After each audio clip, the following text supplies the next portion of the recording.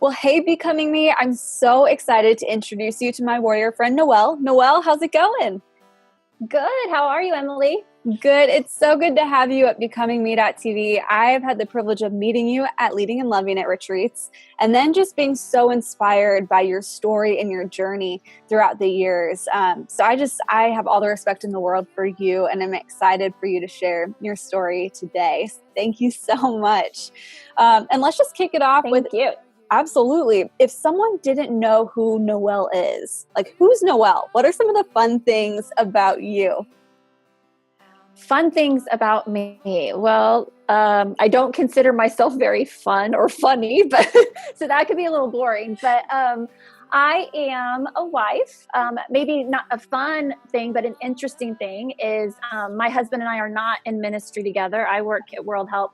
My husband is a judge. So I tell people that we are on opposite ends of the justice spectrum, and he is putting people in jail, and I'm kind of trying to get them out. Yeah. But that makes for an interesting life. But yeah, so I'm married to a judge. I have two boys, a 9 and a 15-year-old. So my kids are quickly growing up. I work at World Help, as you know. I've traveled for most of my life. And maybe another interesting fact that people wouldn't know is I used to play the harp. And so I have a little bit of a music background, and I did a lot of people's weddings. I could tell you a lot of wedding horror stories, but I got to play the pretty harp music in the background as the brides were coming down the aisle. So maybe that's an unknown fact about me. Yeah, I did not even know that fact. That's awesome. I love it. And for those of you watching, Noel and I were literally just talking about how we both work with our dads, which is kind of cool. So we were swapping some stories, and it's fun to be able to pursue your passion, who you are, who you're becoming with your family. I've loved that about your journey as well. So let's just dive into your story. I mean, what has made Noel who Noel is today?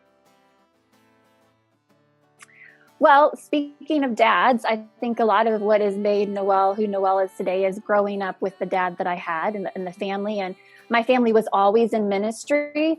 When I was really young, my parents were part of this revival ministry. And so we literally spent our lives in an Airstream trailer going from church to church. And we lived on church parking lots for like a week at a time. My husband now jokes and says I was actually part of the circus, which maybe I was, but I didn't know any better. And I was in church probably, almost every night of my life. And, it's kind of funny, but looking back, it was actually a pretty cool way to grow up. And so I did that pretty much until I was in middle school. And then my family, started to settle down. And my dad actually started traveling internationally and taking me with him when I would take university students on mission trips. And so I got that experience early on. And I really think that just obviously had an incredible impact on what I'm doing today.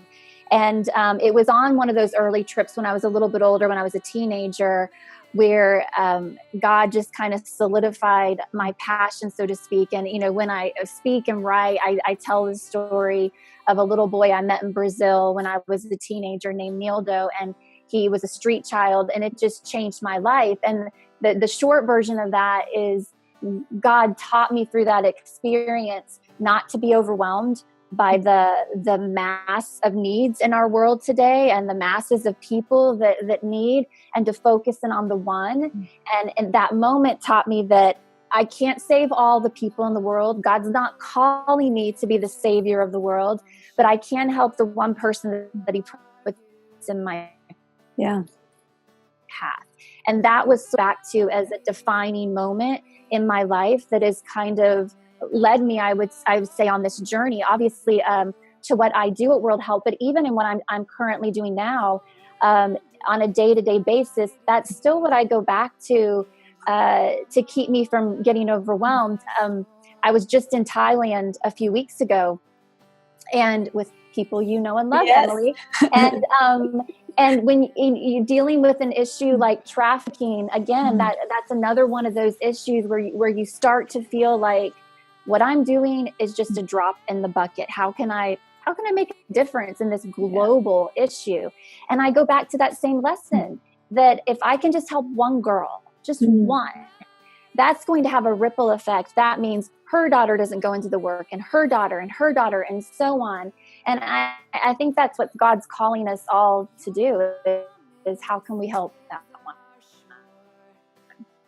I love that. And I love how you have this inciting incident that you always go back to, and that helps you stay rooted in who you know God made you to be and propels you forward. That's really, really cool. You know, if you were having coffee with another woman on her own becoming journey, what would you say to encourage her? Wow. Well, there's so many things I would say. You know, I sort of feel like I'm getting to that age where I can give advice now, you know, because I'm feeling much older these days. But I guess it would depend on, you know, where that woman was headed to. You know, I'm finding myself now in a place of leadership. I wouldn't say it's something that I aspired to my whole life or that I fought for. It's just, it's where God has me in my journey. And so there's so many things I feel like I'm learning as the leader and as a woman. Gosh, I wish I had known 20 years ago. And some of it just sounds so trivial. Some of it I think is based on your personality. Oh, another interesting fun fact, I'm an Enneagram 3, in case that's like shocking news to anybody. And I'm learning so much of how that drives so much of what I do. And again, I wish someone would have like shoved that in my face 20 years ago, because it's so helpful. So I think I would have an Enneagram conversation with that woman I was having coffee, because I find myself having that conversation with so many people these days, and they're probably tired of me talking about it. But for me, it is really changing the way I think about myself, things that I used to probably feel bad about or ashamed about, because a 3, you know, has that shame part going on too. Now more embrace me and making me so much more compassionate towards other people, including my husband and my children and people that I work with. That's how God makes them too. And when you understand why people react the way they do, it's just life-changing. So I'm going off on a rabbit trail, but I would definitely, I love it. I would definitely talk about the Enneagram.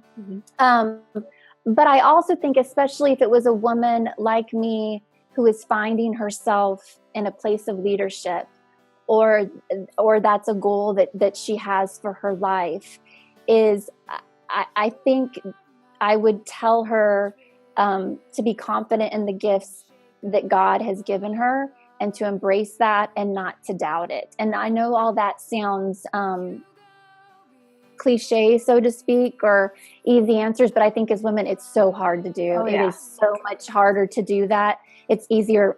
It's easier said than, but that it's okay to be confident. I think maybe sometimes that's it. Like whether it's a personality thing or being a woman, it's hard to stand in that confidence, especially at a young age. My age, you should kind of be owning it, but especially at a young age, I think it's harder to stand in that confidence. But God has called us to do so much, and I think this past year, both in what's been going on with my own life, the things we've seen surround us, like the Me Too movement, and I don't want to get political and everything, but there's so much going on that I feel like we as women, and especially as women of faith, should be leaning into and taking this opportunity, I think, that God has given us to step into the roles that He's had for us all along. And a lot of times I think we convince ourselves that someone else is holding us, and we're our own worst enemy. We're holding ourselves back. And if we really step into what God has already given us, I think there's just so much power in that. Oh, I have goosebumps. This was so good. And you're the first person to say that you would talk first about the Enneagram. And I love that. So I'm a 1 on the Enneagram. But what I love about you saying that is if we don't know who we are, I mean, how can we really take any steps to become who God made us to be? Yeah. We've got to start with knowing you, how you're wired. So I love that. And then that we are our own worst enemies. It's so true. Like we're the ones who hold ourselves back. I love that you would share that. And if somebody was watching and they wanted to get connected with World Help and what you're doing, where could they go to get connected? Yeah. Well, worldhelp.net is the best thing. Our website will tell you we're working literally all around the world. I'd love for them to follow along with me, follow the journeys. You can find me on social media at Noel Yeatts. But what I would really encourage people to do is not just to check out World Help or to follow along, but to see what part you can play. So much of what I do around the world, so much of the women that I work with, they need us to be their voice. They don't need us to feel sorry for them. They don't need us to pity them. They need us to be their voice and to use the freedom that we have here as women in the United States to speak out on their behalf because they don't have that voice. And so I think the message that I'm taking wherever I can these days is to let's embrace the freedom and opportunities that we have as women, but we have it for a reason, and let's use it for good.